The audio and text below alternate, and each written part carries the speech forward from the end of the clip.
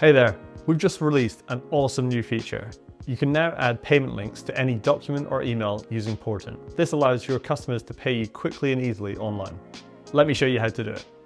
If you open any document block now, on the right hand side, there's a new section called Accept Payments via Stripe. This is our payment provider. If you click Add, the first time you do this, you'll be asked to sign up to Stripe or connect your Stripe account to Portant.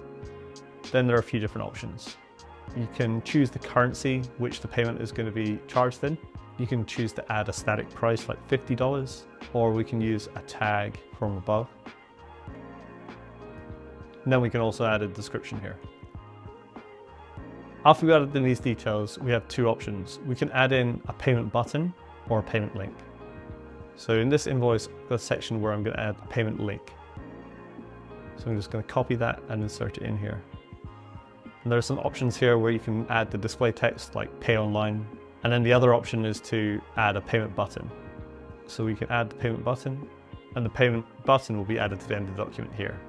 Now we can cut this, put it in this section as well. Now let's see how this looks for the customer. So in the output page, I prepared one of these earlier, and we can copy the payment link and view it in a new tab. And you can see it's pulled in the dynamic variable here.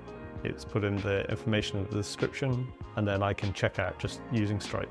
Now this link also appears in the document, so I'm going to open up the PDF. It's here, and you can click on this button, which works the same way. And we can also go into the workflow, and you can see that you can add these links to the email here too. So we could add a payment link in there, and then the email would also contain the same payment link. And that's how to use payment links in Portant. If you've got any questions, please give me a shout or get stuck in and let me know what you think. Cheers.